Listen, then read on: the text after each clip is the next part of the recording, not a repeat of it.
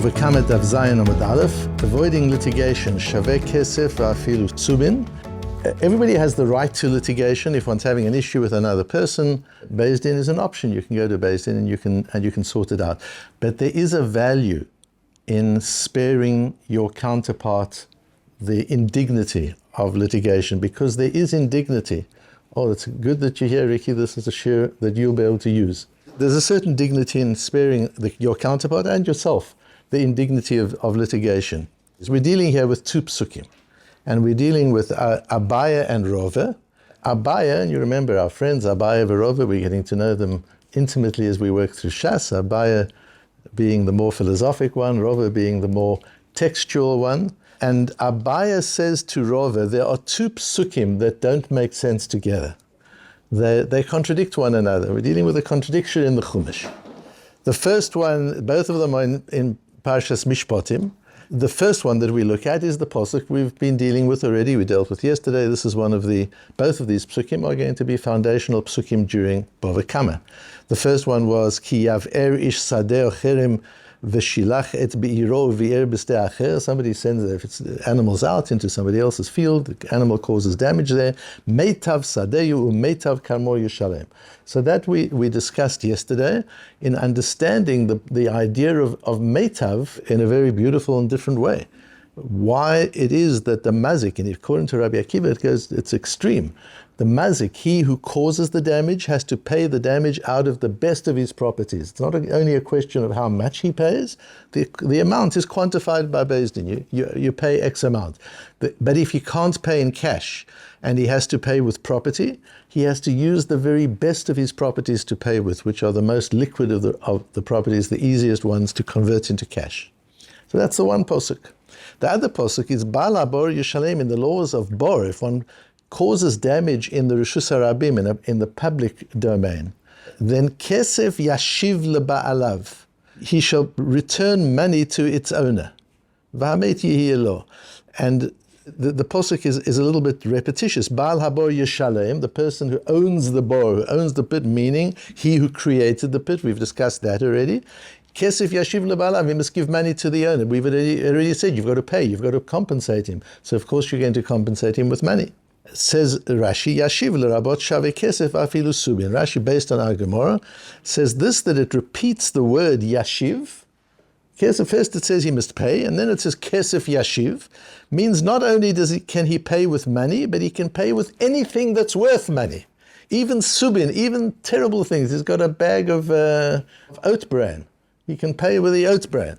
Nowadays, oat bran is valuable because of the health fanatics, but there was a time when you threw the oat bran out, and so you can. It doesn't matter what it is. It's something that's almost garbage, but it still has a value. He can pay with that as well. It says Abaya, this just doesn't make sense. If we've learned this whole idea that the mazik has to pay from the best of his property, and we learned the amazing netziv that it's to teach him a lesson, not to look at what somebody else has got, but to look at what you've got, to look at your own meitav, look at the good life that you've got, the aspects of your life that are good. Don't look at other people. A whole musar idea in that we learned in the netziv. And that being the case, what is Kesef Yashiv LeBa'alav? You can pay him even with a bag of oat bran. Why would that be so? What is the principle? We've got two opposing principles here. One is you can pay him off with any old thing, and one is no, you've got to give him the very best of your property. That's Abaya's question of Rova. And the Rishonim speak about Tosfos, and others speak about you can't separate and say, well, this is bor and that's shor. They're two different things. One you've got to pay with prime property, and one you can pay with a bag of oats. That's not possible because they all work in conjunction. All the different forms of nezikin work together. So that's our Gemara. Rami le Abaya le Rova. Ktiv meitav sadeh or meitav kam or yishalem. Meitav in midiach rini lo. It implies dafke meitav. You've got to use your New York property. You can't use any old thing. Vatanya yashiv l'rabot shaveh kesef va'afilu subin. Lo Kashya answers the Gemara, an amazing answer, which it's probably Rava answering to Abaya. Kan bidato, kan bar kocho. It depends whether he volunteers to pay the damages. He comes to the nizak and he says, I'm really sorry, I bumped your car while you were gone, and I owe you a certain amount of money, which I'm happy to pay you. That's the one example. And the other is Baal Korcha. He says, I've hit this person's car. I'll wait till he finds out who it is. And he looks at the security cameras and he identifies me. And then maybe he won't bother to go to court. And if he does, maybe I'll be able to defend myself. And if I can't, I'll have to pay. Nothing lost in waiting until he does that. That's the difference, says the Gemara. Says Rashi,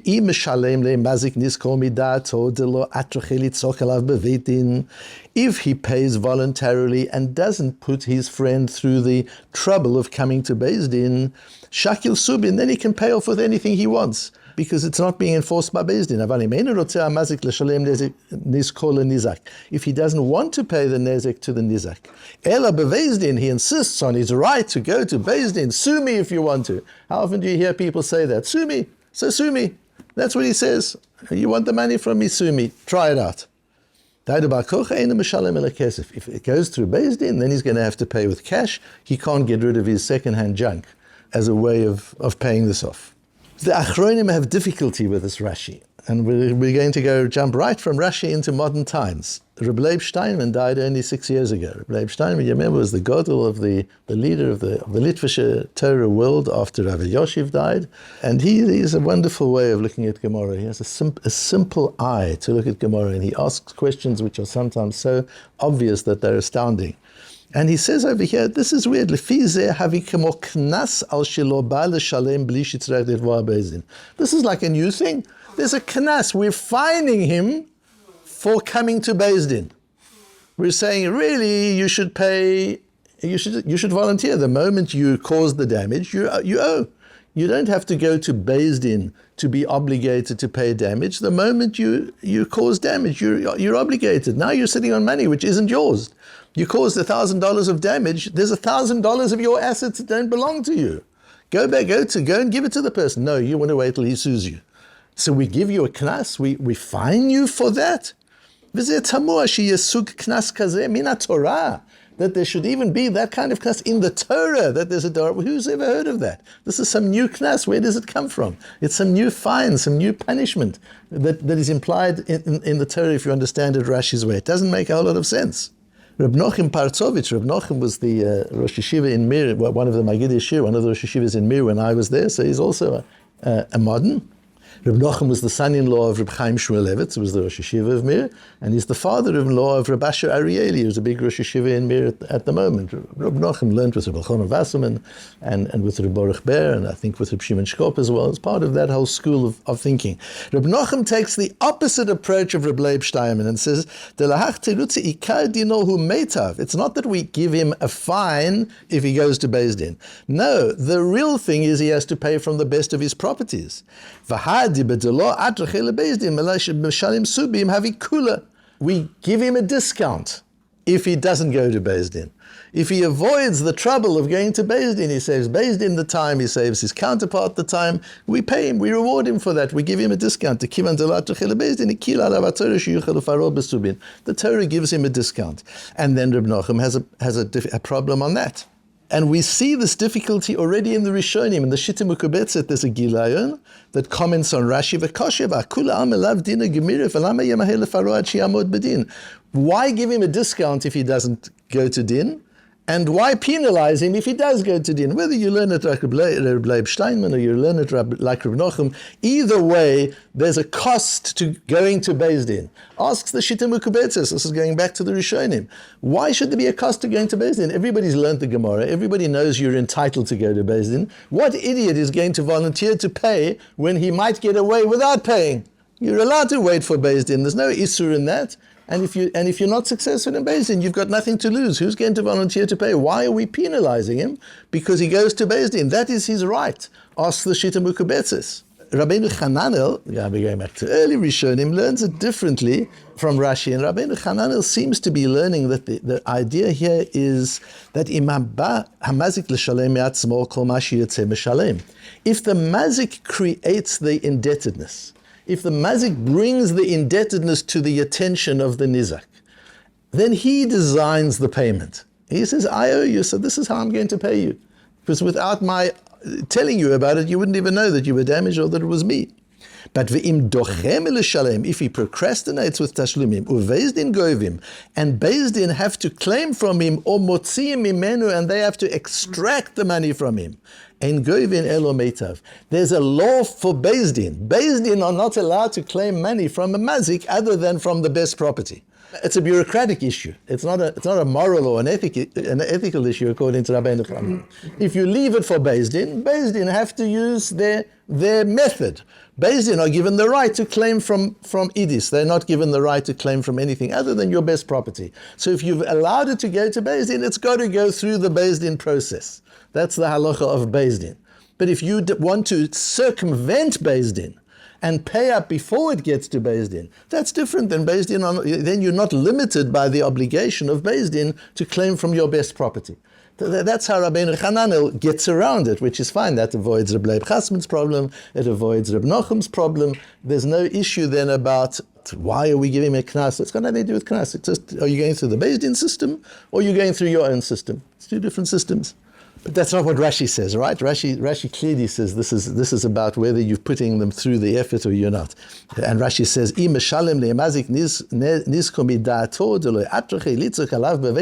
Rashi is clearly different from Rabbi Ra'anan. They're understanding this issue differently. So we want to understand Rashi. And even though the Gemara doesn't stay with us at the end of Daf Zayin and Beis, the Gemara answers Abaya's kasha differently. It doesn't matter. The learning here, we've got to understand what is this process, what are they thinking, what are they learning. So here I want to give you another example of if we start with the Yesod we established in the Psicha, in our opening shir on Seder Nezikin. I want to show you how important that shir was and continued again in these two shirim subsequent to that and in today's shir. The idea that in the Zikin we're not just dealing with monetary claims. If this was just about monetary claims, then these questions of Reb Nochum and Reb Leib Steinman and of the Shita Mekubetzes would all be valid. Why not go through the Beis Din system? Why should you be penalized for going through the legal system? It's there for that purpose. But that's not what the Torah is about. The legal system is only there if nothing else works. The legal system is not a lechatchila. What did we say? Rav Yehuda said, "Hayman deboile mevi chasida." If you want to be a chosid, learn Seder Nezikin. That doesn't mean to learn your legal rights. That means how to avoid having to use your legal rights. That's what it's about. Legal rights are what happens when ethics collapses. When ethics have failed, legality kicks in. But ideally, a chosid follows the way that is more ethical. And look how beautifully it then works. And you remember we saw the Torah that says, "Asur la'adam sheyazik et chavetz." Asur. So this man's done an isur. What do you do when you've done an isur? You've eaten something treif by mistake. You didn't realize. What do? You do tshuva. He's done an isur. He's damaged his friend. What does he do? Don't go to Beis Din and say, "Sue me." Tshuva. I've done an avera. I've done something wrong. I go to my friend and I say, "I've done something wrong. I need to rectify it." And the Netziv said, that the purpose of the Knas of Meitav is litzaref et hamavir, to refine the character of the mazik, because there's something wrong if you've been careless and you've allowed your animal to cause damage. You're not careful enough, you're not caring enough. And this is to teach you to be more caring. So we see that Seder Nezikin is there as an educational system, as a system of character development, not just as a system of legal rights. And if it's about refining, and that's the Chizkuni said, if it's about refining character, then of course the way we structure it is circumvent the legal system.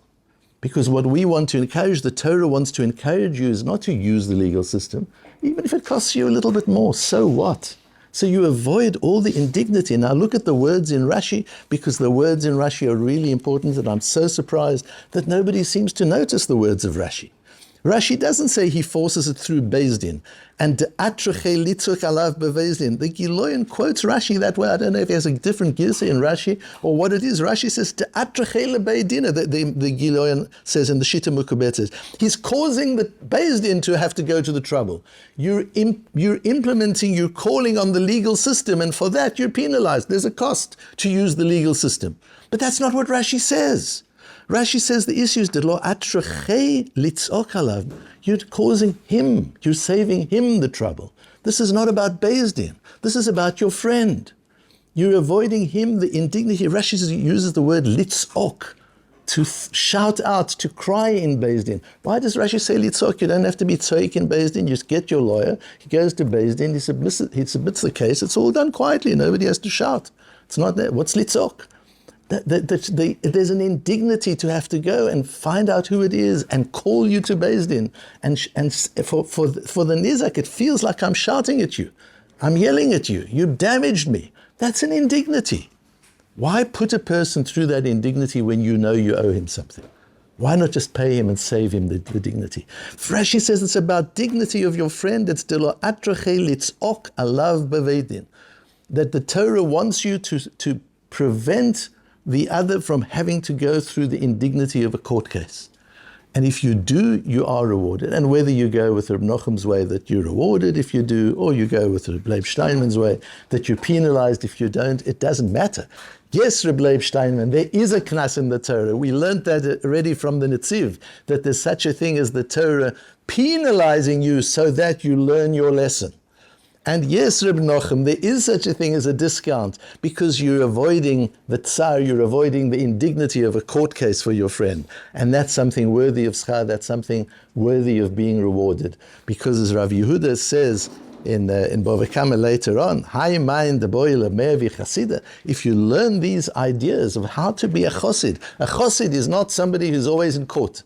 A chosid is not somebody who's always suing and countersuing. A chosid is somebody who avoids the indignity of a court case. L'kayim milid nezikin. The Rav Yehuda doesn't just say, learn nezikin. He says, live by nezikin. And this is an example of what living by nezikin means. If you understand this Rashi, and you understand our answer to the kashiyas of the Achronim, you'll see what living by nezikin means is avoiding the indignity of somebody doing what he's entitled to do, of somebody doing what he's halachically permitted to do. But for you to think ahead and say, but I can avoid him the indignity. We can sort this out ourselves. We don't have to go to court. And if I can't sort it out, I'll pay him. It's okay. It's only money. I'm saving a human being's dignity with a few pennies. Why wouldn't I do that? That's l'kayim milid nezikin. That's l'mevi chasida. That's a person who wants to be a righteous human being.